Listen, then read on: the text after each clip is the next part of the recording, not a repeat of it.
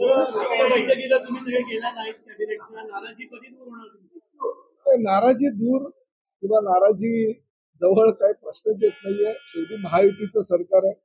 एका कुटुंबामध्ये सुद्धा वादविवाद होत राहतात, परंतु हे शेवटी 3 पक्षाचं सरकार आहे, महायुतीचं सरकार आहे. त्यामुळे थोड्याशा काही मनातल्या भावना ज्या आहेत त्या एक दुसऱ्यांकडे व्यक्त करायच्या असतात.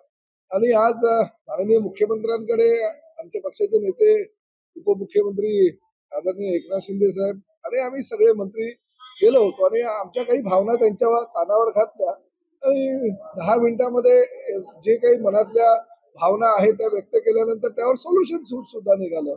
एवढं काय झालं होतं की बैठकीसाठी नाही बघा, कसं आहे, राज्यामध्ये निवडणुका आहे. निवडणुकांचे पडघम वाजू लागल्यानंतर पक्षांतराचे वारे हे फार मोठ्या प्रमाणात येतात. कुणी या पक्षातून त्या पक्षात, कुणी त्या पक्षातून ह्या पक्षात, असं हे चालू होतं. कुठल्या प्रत्येक जिल्ह्यामध्ये काही ना काही पक्षांतर होते. त्यामध्ये पालघर जिल्हा आहे, सोलापूर जिल्हा आहे, कोल्हापूर आहे, आमचं ठाणे आहे, कल्याण डोंबिवली आहे.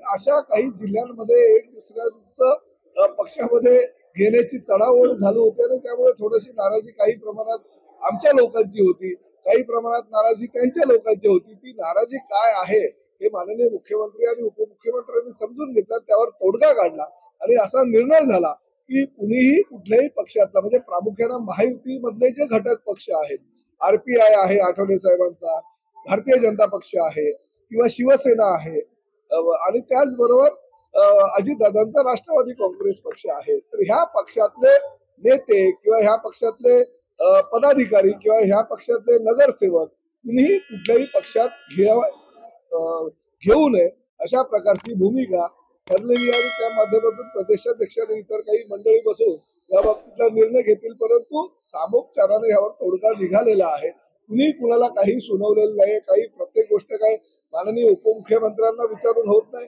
किंवा काही गोष्टी माननीय मुख्यमंत्र्यांना विचारून होत नाही. काही कळत नकळत काही गोष्टी घडतात आणि त्यामुळे असं थोडासा विसंवाद होत होतो. तो विसंवाद होऊ नये अशी सगळ्यांची भूमिका आहे असं ठरलं.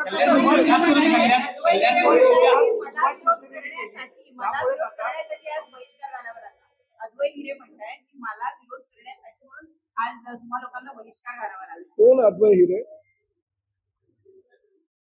त्यामुळे असं राज्यामध्ये सगळीकडे कोणी ना कोणी असे बरेच हिरे पाचू वगैरे आहेत, त्यांना पक्षामध्ये घेणं आणि पक्षात ह्या पक्षातून त्या पक्षात उडी मारणं यासाठी काही हा आजचा म्हणजे जो विषय आहे तो ठरलेला आहे. परंतु सकारात्मक तोडगा माननीय उपमुख्यमंत्री एकनाथ शिंदे साहेब आणि माननीय मुख्यमंत्री देवेंद्रजी फडणवीस यांनी काढले.